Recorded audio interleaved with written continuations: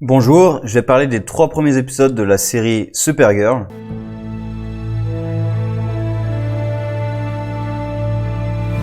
Alors, j'ai rattrapé à peu près toutes les séries, parce que même en début d'année, j'ai pris du retard. Donc là, je vais évoquer les 3 premiers épisodes d'un coup de Supergirl.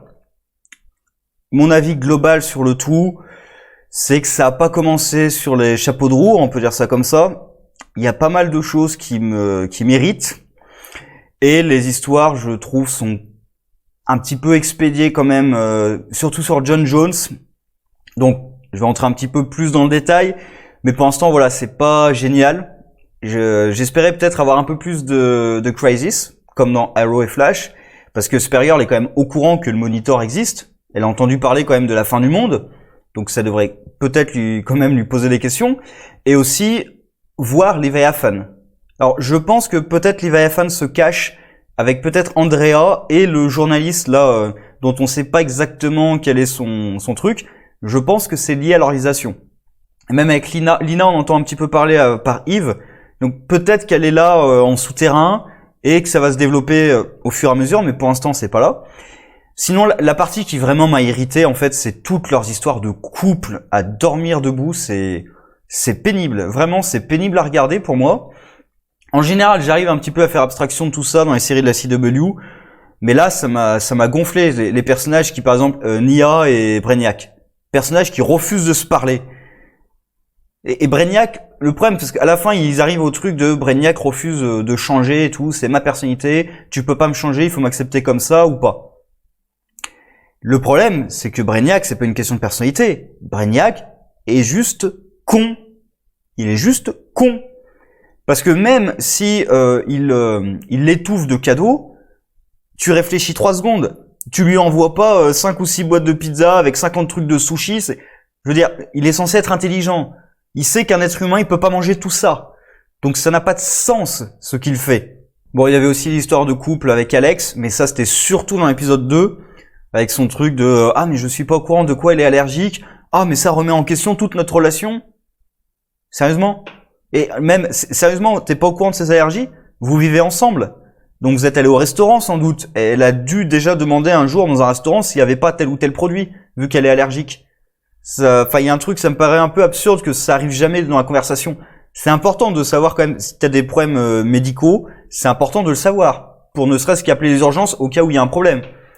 Même si t'as des trucs d'allergie, enfin, je suis pas spécialiste, mais par exemple, si t'es allergique à la nourriture ou quoi que ce soit, t'as sans doute des médicaments aussi qui vont avec, au cas où ça arrive, que tu transportes avec toi. Donc, là, c'est un peu bizarre que ce soit jamais arrivé sur le tapis, alors qu'elles vivent ensemble. Mais bon, c'est pour essayer de créer un dilemme, et justement, c'est ça qui est chiant. C'est là pour essayer de créer un truc, remettre en question la relation, et qu'à la fin, en comprenant que le martien qui a pris sa forme, c'est pas vraiment elle, ça prouve que leur amour est véritable et tout, ou pareil, elle la reconnaît à la toute fin, c'est la preuve qu'elle l'aime vraiment et qu'elle la connaît. Voilà, c'est pénible à regarder en fait, c'est ça. Sinon, les gros arcs de cette saison, pour l'instant, il y a Lina que je vais garder pour la fin. Il y a Andrea qui est rattaché un petit peu à Lina, qui a racheté la boîte Catco là, le truc de médias, et qui en fait une grosse caisse publicitaire, une caisse de résonance pour sa publicité. Et qui fait des articles apparemment de mauvaise qualité, du truc du putaclic, hein, clairement. Enfin, c'est ce qu'ils évoquent. Après, on le voit pas vraiment, mais ils évoquent clairement qu'elle fait ça pour faire le buzz et tout. Et il me semble que Supergirl, enfin que Kara dit que ça marche. Honnêtement, je pense qu'en vrai, ça marcherait pas du tout cette politique. Parce que si tu transformes ta chaîne en gros truc publicitaire, bah ça se voit. Les gens sont pas complètement débiles, hein. Ils vont le voir.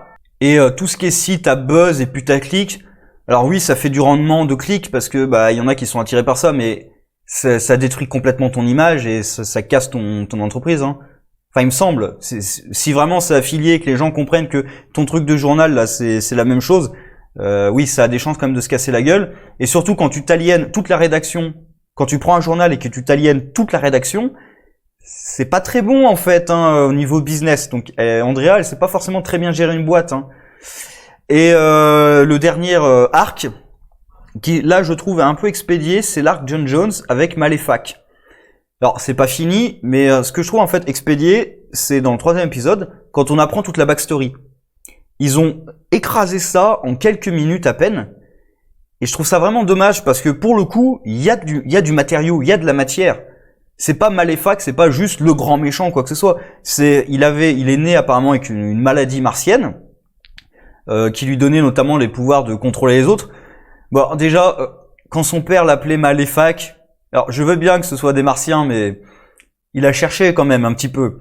Donc voilà, bref, il a des pouvoirs qui lui permettent je crois qu'il parle d'inception là, pour de contrôler les autres. Bon alors ça a pas l'air ultra puissant, parce que dans l'épisode il en contrôle un à la fois, avec un effet en plus où apparemment il faut qu'il soit proche de la personne, ou qu'il la regarde, ou parce que ça envoie un rayon depuis son cerveau. Alors je comprends qu'il faille un effet visuel pour expliciter les pouvoirs psychiques, mais là je trouve ça un peu ridicule. Ils auraient pu juste garder, il voit quelqu'un et les yeux de la personne s'illuminent en vert. Alors c'est pas très discret non plus, mais on comprend. Là le laser qui sort de son esprit. Alors j'ose espérer qu'en fait c'est juste un truc visuel et que les autres le voient pas vraiment, hein, que ça existe pas vraiment ça. Et donc on voit dans le passé qu'il était un peu ostracisé par les autres martiens, avec une scène avec des gamins qui est aussi un petit peu dur à regarder, parce que c'est pas facile de trouver des gamins acteurs, et en plus comme la scène est écrasée, je trouve ça extrêmement ridicule. Et aussi ils font l'exploit, dans le même épisode, alors par rapport à l'épisode 2 aussi, mais là dans ce même épisode, à ne pas respecter ce qu'ils ont évoqué sur les frères qui se battent. Que des frères martiens qui se battent, ça provoque une malédiction qui les torture, jusqu'à ce qu'il y ait un truc pour les soigner. Sauf que là, dans son flashback, on voit que son frère utilisait ses pouvoirs contre lui. Et ça a rien fait. Son père est arrivé, il l'a calmé, ça a rien fait. Donc il y a un souci là, ils ont pas respecté leurs propres règles. Normalement, les frères ne peuvent pas se battre. C'est un gros tabou martien, et c'est censé provoquer une malédiction, une souffrance horrible. Bah là, on voit dans l'épisode que dans le passé, non, son frère utilisait ses pouvoirs contre lui, ça a rien fait. Donc, cohérence, elle est pas là, la cohérence. Mais sinon, voilà, le personnage est intéressant, puisque il est né comme ça, c'est pas de sa faute, il a été ostracisé par les autres à cause de ça, et son père a eu l'idée merveilleuse de l'enfermer pour que ça se soigne. Ouais, enfin, tu t'es pas dit que ça poserait un problème? Enfin, donc, je trouve ça plus intéressant, le personnage n'est pas purement maléfique, il est né avec une tare, et ben, tous les autres s'en sont pris à lui à cause de ça. Même sa famille l'a pas vraiment aidé, donc on peut comprendre quand même son énervement contre John Jones. Et pareil, John Jones qui continue un peu l'esprit de la série, comme dans beaucoup d'autres séries d'ailleurs de ce genre-là, pour créer du drama, on cache des informations aux autres. Je trouve toujours ça insupportable. Pourquoi, dans une équipe qui est constituée, où en plus tu as déjà vu que ça posait des problèmes de cacher les choses, tu continues à mentir? Enfin, là, Maléfaque, littéralement, le problème, c'est qu'il a caché les choses. Il a effacé l'esprit de son père, et il trouve que c'est monstrueux ce qu'il a fait, après s'en être rendu compte. Par contre, il continue à mentir aux autres. Alors d'accord, il y a la honte de pas avouer aux autres ce qu'il a fait, mais quand même, tu caches des informations primordiales, tu mets leur vie en danger. C'est énervant, ça, à force. Comme dans toutes les autres séries de super-héros, il y a des équipes qui se cachent des informations. Dans la première saison, je peux accepter. Mais quand ça fait 2, 3, 4 saisons qu'ils se connaissent, ça me saoule. Partager les informations. Même si t'as honte ou quoi que ce soit, tu sais qu'ils vont t'accepter, qu'il n'y a pas de souci. Donc c'est pénible. Sinon oui, il y a le truc avec les journalistes, là, avec Andrea et le journaliste. Alors pour l'instant, je sais pas exactement où ça va. Ils en ont fait une espèce d'antagoniste de Kara. Mais je pense que c'est plus compliqué que ça. Alors Kara, elle est convaincue que c'est le méchant, qu'il est horrible et tout. Je pense que c'est quand même beaucoup plus compliqué que ça. Je me demande en fait s'il serait pas en train de suivre une histoire justement sur Leviathan ou sur Andrea, ou les deux à la fois, peut-être qu'ils sont liés. Et c'est pour ça qu'il est chez elle. Parce qu'on le voyait en plus regarder une photo avec le type qui est assassiné dans le 3 et Andrea. Donc peut-être que c'est ça. Après c'est un peu plus douteux à la fin parce qu'il reçoit de l'argent, mais peut-être qu'il travaille pour quelqu'un pour faire cette enquête. Je sais pas exactement ce que ça va être, mais je pense que ça va pas être aussi simple qu'il est méchant. Vu que Kara est absolument sûr qu'il est méchant, je pense que le retournement, ça sera que non, finalement, il est gentil. Et alors, il y a un truc, c'est un souci, c'est qu'ils disent que c'est un très bon journaliste. Il a poursuivi Kara. Je sais pas exactement pourquoi. Enfin, si, parce qu'elle a vu la photo du type qui a été tué, là, le médecin, et Andrea. Mais voilà, je sais pas dans quel contexte plus large ça se passe, mais parce qu'elle a vu la photo, il l'a fait traquer. Donc il doit avoir des contacts quand même quelque part. D'ailleurs, l'argent qui lui est donné, c'est peut-être ça. Il travaille peut-être pour le gouvernement. On sait pas. Il la traque. il tombe nez à nez avec Supergirl à l'endroit précis où devrait se trouver Skara. Bon, il la reconnaît pas, mais personne dans la série la reconnaît, alors que c'est obvious, mais admettons, il la reconnaît pas. Alors... Enfin, Lina non plus l'a pas reconnue, donc bon, bref. Mais il commence pas à se dire peut-être il y a un lien entre les deux, et quand plus tard, Kara lui dit, lui reproche de l'avoir suivi, tout de suite il devrait se demander mais comment tu sais que je t'ai suivi? Donc il devrait faire le lien quand même entre Kara et Supergirl. Pour l'instant il l'a pas fait, donc niveau très bon journaliste, ça se pose là. Il y a, alors j'ai complètement oublié Olsen aussi, oui, mais bon Olsen, oui, je l'ai complètement oublié, mais il sert pas à grand chose. Et le dernier arc, c'est Lina qui est devenue une super méchante. Et ça me déçoit beaucoup. C'est un des personnages que j'aimais particulièrement dans cette série. Je crois que c'est même le seul que j'aimais vraiment comme personnage. Les autres, de temps en temps, ça m'intéresse, mais elle, je crois que c'est vraiment celle qui me plaisait le plus. Et là, elle devient une super méchante. Alors, j'ai l'impression que le thème de la série, là, ça va quand même être la technologie, c'est maléfique. Parce que dès le premier épisode, on voit les trucs, là, j'ai perdu le nom, les lentilles, qui font des types des espèces de zombies. Donc, la technologie, c'est mal. Dans l'épisode 2, il y a la fille qui traverse avec son téléphone sans faire gaffe. La technologie, c'est mal. Lina, elle travaille sur une intelligence artificielle. En plus, dès le premier épisode, elle lui dit, tu apprends tous les jours. C'est très mauvais pour une IA, hein. Une IA qui apprend tous les jours.